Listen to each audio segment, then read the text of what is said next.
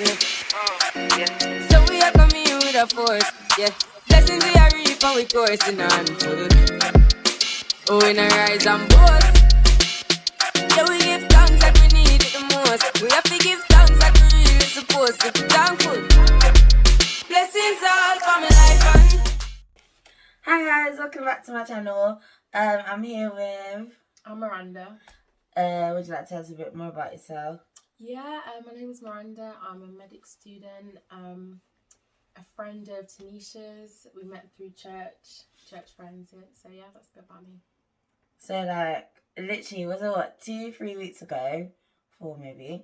We were sitting in Miranda's lovely car. You actually sit in her car. It's really nice. We were sitting in Miranda's car and we were literally just driving and we started talking about like anxiety and like this period right now. And I think I was just sharing my story like with so many things just going on in my life that I feel are going so well. It's like the anxiety I'm getting because I want to control those things and I want them to continue going well. But then the thought of lockdown, the thought of things that I want not happening for me, the thought of things that I have already leaving or destroying is like the amount of anxiety it's creating. There are days where I'm literally not sleeping, and I think one of the biggest things we were talking about was control and understanding that we don't have any control, like how I don't have control over this screen. My logo is supposed to stay, but we move. It's alright, still cute, still pretty.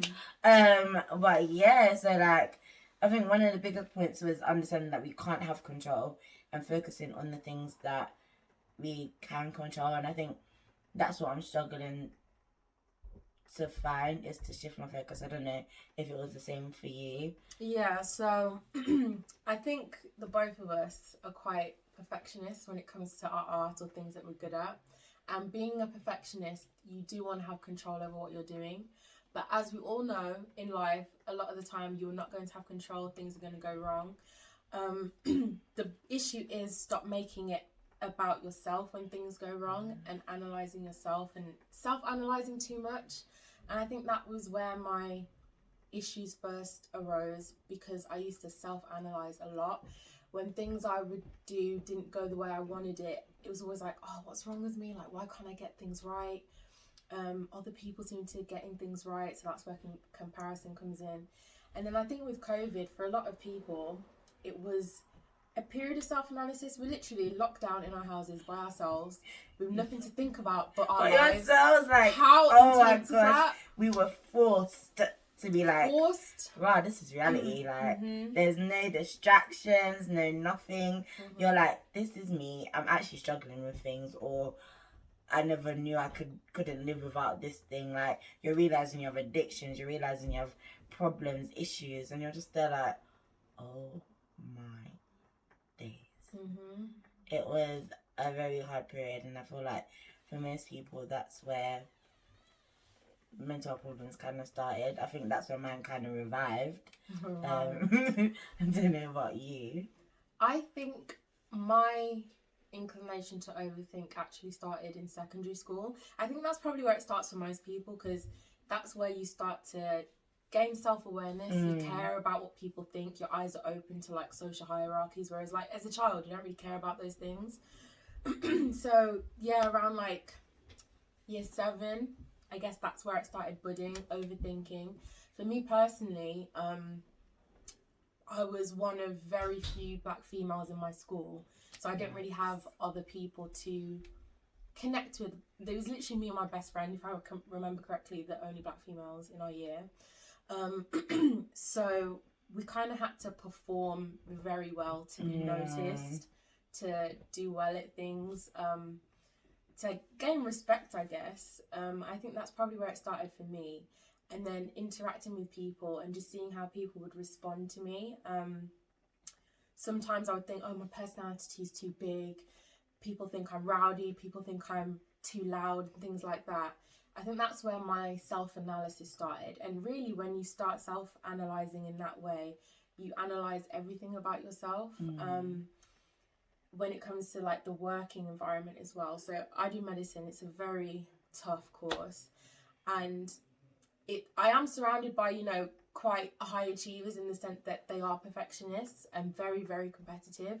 So I literally got to a point where I was like, I cannot continue this career path with the same mindset, or I will drive myself mad. I actually went through a situation. I moved in with some housemates, and because of my self-analysis and overthinking and caring way too much what they thought, essentially in my head making it out like they were better than me or things like that, it led to me just having a really, really dark period. It was also during lockdown. There were other, aspects to it. I mean, moving in with a group of people that you don't know very well in lockdown is going to be difficult for many people. But when you also have a mindset of wanting to be in control of things, it makes it twice as worse. One thing that I have learned is no matter what you do in life, someone is not going to be happy with it. You can't really control how people are going to see you. The only thing you can do is be authentic to yourself, true to yourself, do things that make you happy, and the people who are supposed to be in your life will stay. And I think that's the main thing that I got from that experience. It also really made me look at myself, and I would talk to my dad, and my dad kind of made me aware of the fact that I do self-analyze way too much. I think it's good to self-analyze to a degree. You need it. Yeah, there are things that, maybe you should be a little less selfish, or maybe you should think of others more, or maybe you should be more empathetic. There is good things to self-analyze about to make you into a better person. But the problem comes where you self-analyze to the degree where you're breaking yourself down. Everything. You're pulling apart every fibre of your being. It's really unhealthy. And I think that was my main issue, and it links to the perfectionism. I hear that. Do you know what? I hear it 100. I feel like I'm struggling with that now. Literally, even in work today, my room, I work in a nursery, my room was so hot, but I refused to take off my jacket. I think one thing I'm struggling with now is the way I look, and insecurities about weight. And one thing you pinpointed was so good about thinking about what everyone else is saying. And I think that's another major thing that triggers my anxiety. Like, oh my gosh, if I notice I'm this big, is everyone else noticing? I cannot take my jacket off. I'm literally sweating buckets, but I refuse to take my jacket off because I'm like, no, I can't do it. Like, if I'm thinking these things about myself, and if I'm talking this way to myself, people must be doing it 10 times worse than what I'm doing. So I think sometimes it gets to a point where I feel like I have to overanalyze, because if other people are doing it, I may as well hurt myself first. Does that make any sense? So you feel like you might as well beat them to it and already analyse something before Literally. they can. And just like you get started in secondary school, I feel like, so obviously, if you've been with this channel for time, you'll know I was bullied throughout secondary school. So when I'm hearing comments like that, it starts to come to a point where I'm like, okay, before anyone else can now make comments, I'm going to make those comments, and I'm going to take it to a next level. I'm going to self-overanalyze everything so I can see where people might find fault, so that I can find the fault first. And I think that's led into life now, and even the people pleasing stuff. Like, I'm trying to actually come out of that. I'm so tired. I feel like this year, one of my biggest achievements was learning to say no. It was literally learning to say no. Because people pleasing, I think, again, that came from school and other environments.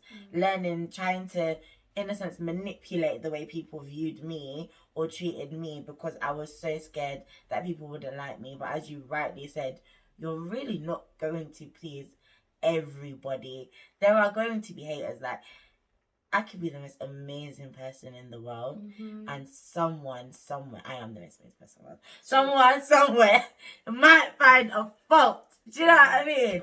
So it's just like, no, I struggle in that aspect. So when you're talking, I'm looking at you like, rah, like, how did you get past that? Because I'm still trying to get past it. Yeah, I think people pleasing is something I've done as well. It's exhausting. It really is exhausting, because like you said, you are not going to please everyone. And also, who are you for me to want to be pleasing you? You know what I mean? I just feel what you have to remember is, no one is better than me. No one is better than you. I'm not better than anyone else. We are on a level playing field as humans. You are not. This this conversation definitely went on for 30 minutes, so your girl used her thinking cap and I split this video into 3 parts. Don't want to miss part 2? Remember to subscribe and turn on your notifications and stay tuned to Tanesha's Chronicles. Can't